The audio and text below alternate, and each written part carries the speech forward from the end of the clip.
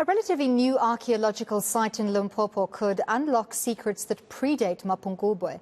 The site at Letaba in the Kruger National Park was discovered in the 1980s but has only been studied since August last year. Now archaeologists have found evidence of human life dating back 1,500 years earlier than previous artifacts found in the country. For more on this, let's speak to archaeologist Dr. Ndukuyakhe Ndlovu. Doctor, thank you so much for speaking to us this evening. And it's exciting, this news. But first off, if the site was discovered in the 1980s already, why is it only being explored more fully now? Good evening, and good evening to your viewers. It's the nature of archaeological investigations that you may discover a site, but only be able to do much about it at a later stage. Because there are so many archaeological sites and there's so much research to be conducted at them. So it's not always a guaranteed outcome that you find site A and you investigate it to completion. So it's just part of how archaeological investigations sometimes turn out to be. And certainly the expectation from the outset was not necessarily that this is going to provide such interesting and unexpected findings. Tell us a little bit more about some of the discoveries you've made insofar as the artifacts that you've unearthed. I must indicate that, while the site we're talking about now was indeed discovered in the 1980s, it is more recent soil erosion that actually unveiled, some of the artifacts that were previously not detected, back in the days. As we have come to learn as archaeologists, a majority of, critically important sites have actually been discovered, I would say by mistake.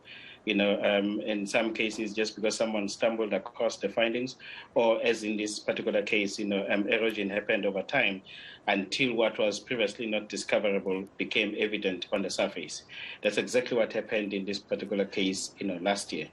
I must further indicate that, the South African National Parks, which I'm currently working for, is working in collaboration with the University of Pretoria. So they are the ones that are actually undertaking the excavations at the site. What we are only doing per se as the South African National Parks is to provide the necessary support. But talking about some of the discoveries that have been made at this particular site, one would come to appreciate that Kruger National Park is one of the world famous nature reserves, which amongst others, it's famous for the wildlife. It is absolutely amazing just how much bone collection has been excavated thus far from this site. As an archaeologist myself with over 20 years experience, I've not seen a site with so much bone content. So that's just one of the discoveries that have stuck in my mind. But in addition to that, and which is what makes this site even more important, is the discovery of some few pot shells.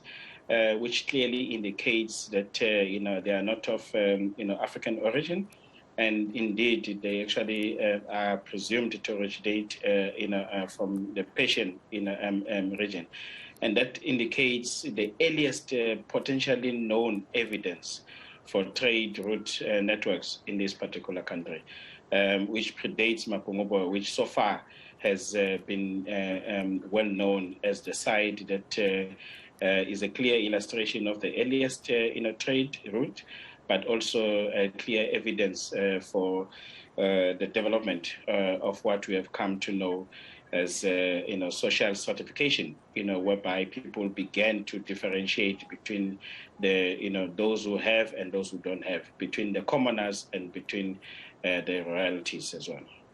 So I'm assuming when you talk about the bones that have been discovered, we're not talking about animal bones here, and that we are talking about human remains. So what do these finds tell us? And I know it's at a very early stage, but about the civilization, the people, the culture of that time. Actually, we haven't discovered any human bones so far. So the bones I'm referring to are all animal bones. And, just to give you more insight into some of those bones, amongst these particular bones, you have, rhino, elephants, some of the biggest, animals you can think of, hippopotamus and so on. So what we are definitely seeing here is an indication that these particular animals were hunted in large quantities. And, while, the studies are still ongoing, but indications could be that, people were potentially trading in animal skins, or even, trading in the meat that, they were finding from this particular, killings. But we also know that elephants have got ivory, which was quite a critical source of revenue in terms of trade networks. So there is clear indication that such could have been the case, that ivory was being traded.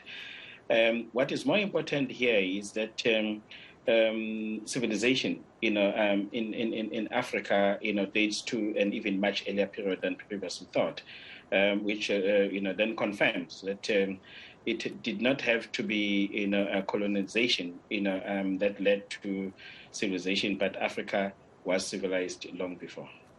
What are you hoping that these finds and the continued work at this site will mean for tourism in the area? Of course, Kruger National Park is well known, as a destination for wildlife.